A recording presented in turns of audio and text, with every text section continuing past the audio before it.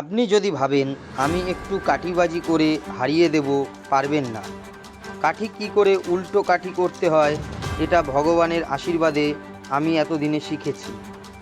যে ভাবছেন ছোট ছোট করে কাঠি বার করবেন, এই সব গুটিয়ে রাখুন। বাগদা উপনির্বাচনে তৃণমূল প্রার্থী নিয়ে গোষ্ঠী কোন্দল প্রসঙ্গে দলীয় কর্মী সভায় মন্তব্য ব্যারাকপুর লোকসভার সাংসদ তথা রাজ্যের মন্ত্রী পার্থ ভৌমিক। আগামী 10 তারিখ বাগদায় উপনির্বাচন। ইতিমধ্যে প্রার্থী ঘোষণা করেছে তৃণমূল কংগ্রেস। তৃণমূলের রাজ্যসভার সাংসদ মমতা ঠাকুরের মেয়ে মধুপর্ণা ঠাকুরকে প্রার্থী করেছে তৃণমূল। তারই সমর্থনে আজ বাগদার হেলেঞ্চাতে প্রথম সভা করল তৃণমূল কংগ্রেস। ওই সভায় উপস্থিত ছিলেন রাজ্যের মন্ত্রী তথা ব্যারাকপুর লোকসভার নবনির্বাচিত সাংসদ পার্থ ভৌমিক, উত্তর 24 পরগনা জেলা পরিষদের সভাধিপতি নারায়ণ গোস্বামী, বনগাঁ সাংগঠনিক জেলার তৃণমূলের সভাপতি তথা বাগদার প্রাক্তন বিধায়ক বিশ্বজিৎ দাস। লোকসভায় বনগাঁ লোকসভা সহ বাগদায় ভরাডুবি হয়েছে তৃণমূলের। অন্যদিকে প্রার্থী নিয়ে রয়েছে দলীয় অন্দরে কোন্দল। কর্মীদের মন চাঙ্গা করতে বার্তা দেন তৃণমূল নেতৃত্ব। মিটিং শেষে প্রার্থীর সমর্থনে মিছিল করা হয় বাগদায়। দলীয় কর্মীদের উদ্দেশ্যে বিশ্বজিৎ দাস, নারায়ণ গোস্বামী, পার্থ ভৌমিক একের পর এক কোন্দল ভুলে একসঙ্গে লড়াইয়ের বার্তা দেন। এদিন পার্থ ভৌমিক আরও বলেন, আগে এই প্রার্থীকে জেতান, তাহলে 24-এ বাগদার ভূমিপুত্র প্রার্থী হবে। মন্তব্য সাংসদ তথা রাজ্যের মন্ত্রী পার্থ ভৌমিকের। পাল্টা বনগাঁ সাংগঠনিক জেলার বিজেপির সভাপতি দেবদাস মণ্ডল বলেন, তৃণমূলের নেতারা তৃণমূলের ভেতরে কাঠিবাজি করবে, এটাই ওদের জন্মলগ্ন অধিকার। ওদের কাঠিবাজি আছে, গোষ্ঠী কোন্দল আছে, ওরা নিজেরাই স্বীকার করছে না। বাগদায় যত বড় নেতাই আসুক না কেন, তৃণমূল হারবে উপনির্বাচনে। বাগদা বিজেপির দুর্জয় ঘাঁটি। 3 সভাপতি আছে, তাদের আমি বলে গেলাম, নারায়ণের সাথে একটু আলাদা করে কথা বলে নেবেন। বিশ্বজিতের সাথে অলরেডি কথা হয়েছে, আমরা আমাদের মতো ইলেকশন স্ট্র্যাটেজি করব।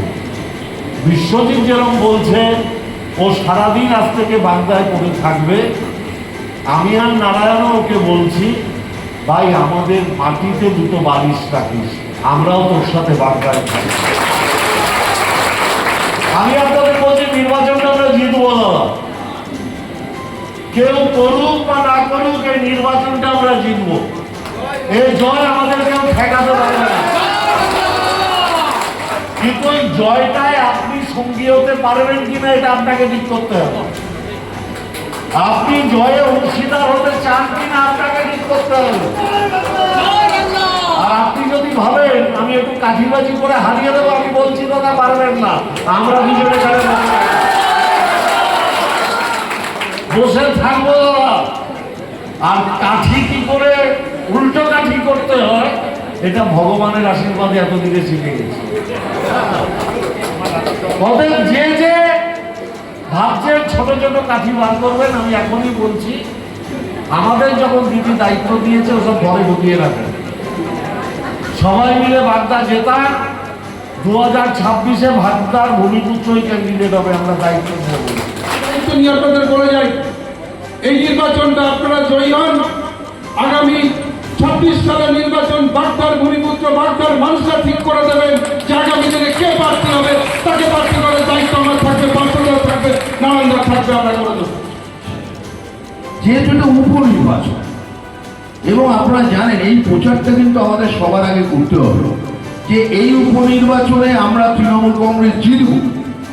এখানে যে বাংলার মুখ্যমন্ত্রীর নাম মমতা বন্দ্যোপাধ্যায়, যে বিধানসভার নেত্রীর নাম মমতা বন্দ্যোপাধ্যায়, সেই বিধানসভার বার্তার হয়ে কথা কে বলতে যাবে? তৃণমূলের মধুপর্ণা হলেই বাগদার মানুষের উন্নয়ন সম্ভব। পার্থ যখন সময় পাবে পার্থ আসবে, আমি যখন সময় পাবো আমি আসবো, বিশ্বজিৎ ঘুরে থাকবে, শঙ্করেরা আরো আসবে। লোকসভার সাথে বিধানসভার নির্বাচনের একটা গুণগত অবস্থানগত পার্থক্য আছে। আপনারা দেখবেন লোকসভায় তৃণমূলের প্রাপ্ত ভোটের সংখ্যা, তার সাথে বিধানসভায় তৃণমূলের প্রাপ্ত ভোটের সংখ্যা, তার মধ্যে একটা বড়সড় পার্থক্য থাকে। বিধানসভায় তৃণমূল কংগ্রেস সবসময় বেশি ভোট পায়। সেই নিরিখে এবং যেহেতু এখানে এই নির্বাচনের ফলাফল নিশ্চিতভাবে এটা ঠিক করবে না যে মুখ্যমন্ত্রীর আসনে কে থাকবে। সবাই জানে যেই জিতুক মুখ্যমন্ত্রী থাকবেন মমতা ব্যানার্জি। অতএব স্বাভাবিকভাবে উন্নয়নের নিরিখে উন্নয়নের সাথে থাকবার জন্য আমার ছোট বোন মধুপর্ণা ঠাকুরকে বাগদার মানুষ দুহাত ভরে আশীর্বাদ করবে। আমরা তো অন্য নির্বাচনে থাকতে পারতাম না, কিন্তু এই নির্বাচনটাই আছে। আমার ধারণা সবাই একত্রিত, সবাই আমরা বন্ধু বান্ধব। এদের নিজেদের পারস্পরিক ইগো প্রবলেমে হতো, যখন আমরা বন্ধুরা এসে গেছি আমাদের সাথে এদের কারোর ইগো প্রবলেম নেই, তখন আমরা সবাই বন্ধু হয়ে যাব, একসাথে করবো আর সিটটা জিতবো। তৃণমূলের নেতারা তৃণমূলের ভেতরে কাঠিবাজি করবে না, হয় নাকি? এ তো জন্মগত অধিকার ওদের, তৃণমূলের ওদের জন্মলগ্নের থেকে অধিকার। তো ওদের কাঠিবাজি আছে, ওদের গোষ্ঠীদ্বন্দ্ব আছে, ওরা নিজেরাই স্বীকার করছে, সেটা ওদের পাঠ। আর বাগদায় যত বড় নেতা আসুক, যত বড় নেতা আসুক, বাগদার মাটিতে তৃণমূল হারছে, তৃণমূল হারছে উপনির্বাচনে। শুধু তাই নয়, আপনারা দেখেছেন সদ্য লোকসভা ভোটে ভারতীয় জনতা পার্টিকে বিপুল ভোটে জয়ী করেছে বাগদার মানুষ। তাই এই বাগদা বিজেপির দুর্জয় ঘাঁটি।